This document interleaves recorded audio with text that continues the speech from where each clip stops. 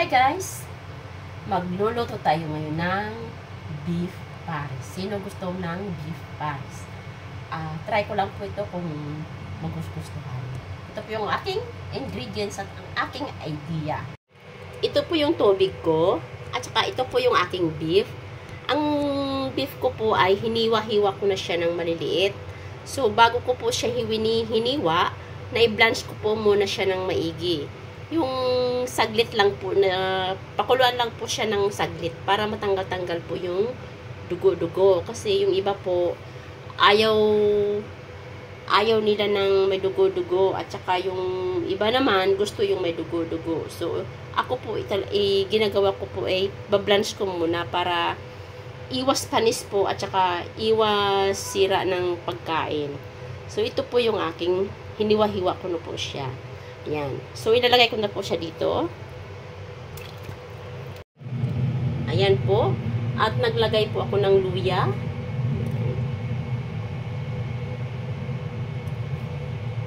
Tsaka yung sibuyas. Yung sibuyas ko po ay iniwa ko lang siya ng malalaki kasi matutunaw din yan. At saka yung aking star anise. So, pakukuluan ko lang po yan. Ayan po. Pakukuluan ko lang siya hanggang sa lumambot. Pakuluan ko lang siya sa mahinang apoy. So titingnan po natin kung malambot na siya. Basta pang 2 hours po siyang pakukuluan. Ayan guys, kulong-kulo na at pinakulo ko na to ng 1 oras at kalahati. So tingnan natin kung malambot na siya.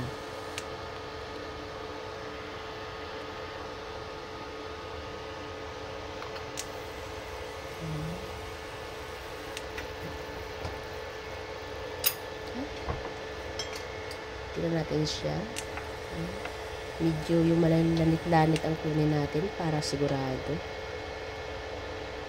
Yan guys, tingnan nyo. Ang ganda. Kasi ang ganda. Yung binili ko po ay medyo may taba-taba. Ayan. Ayan. Tsaka yung medyo makapal-kapal. Kasi medyo may mga pustiso yung mga kasama natin. Peking ngipin. Medyo kapal-kapal. Ito. Ayan.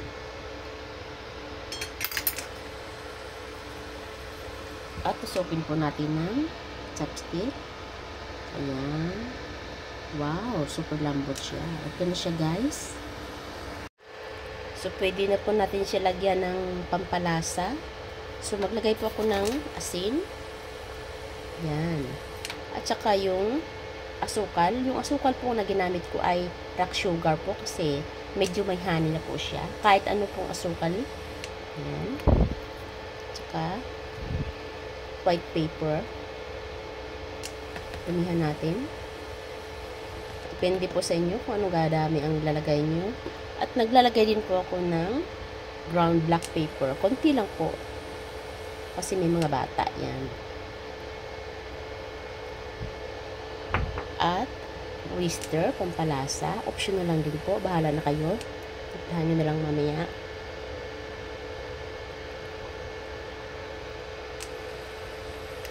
Ayan.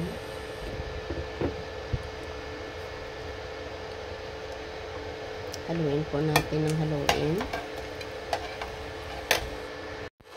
Ayan. Haluin natin ng haluin. At kaunting toyo po, pampakulay. Konting-kunti lang po. Ayan. Ayan na.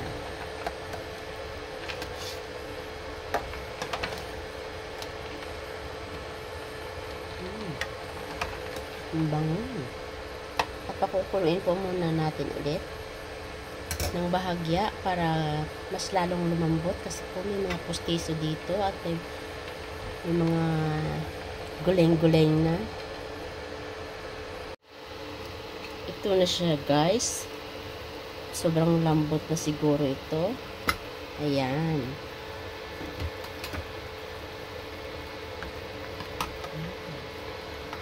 Ang bango. Nanunuot ang bango ng star anise at ng black pepper. Ayan.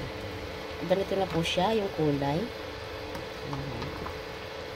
And then, mag-a-add po tayo ng pampalapot. yung cornstarch po. Bali, tutunawin po muna siya sa tubig. At dahan-dahan po natin ilalagay. Ayan. Ayan.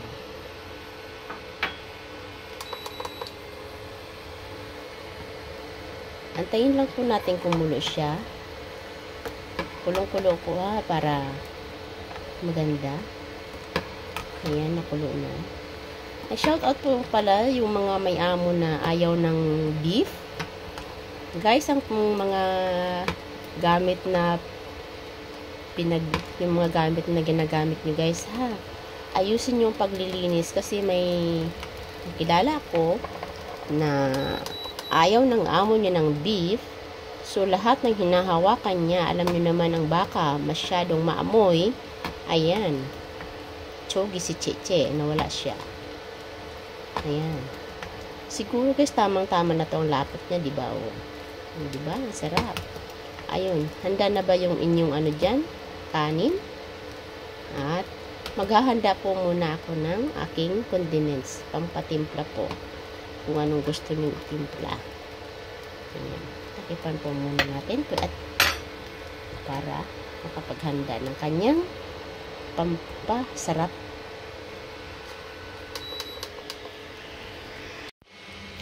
Ito na siya guys. Ayan, di ba? Bahala na po kayo kung ano po ang gusto nyo. Pero nag-prepare po para sa akin. Nag-prepare lang po ako ng fried garlic at saka spring onion. Pwede rin po kayo mag-prepare ng inyong condiments, yung patis at saka kalamansi. At pwede rin po kayo maglagay ng toyo. Depende po sa inyong panimpla. Ayan po. Enjoy your lunch!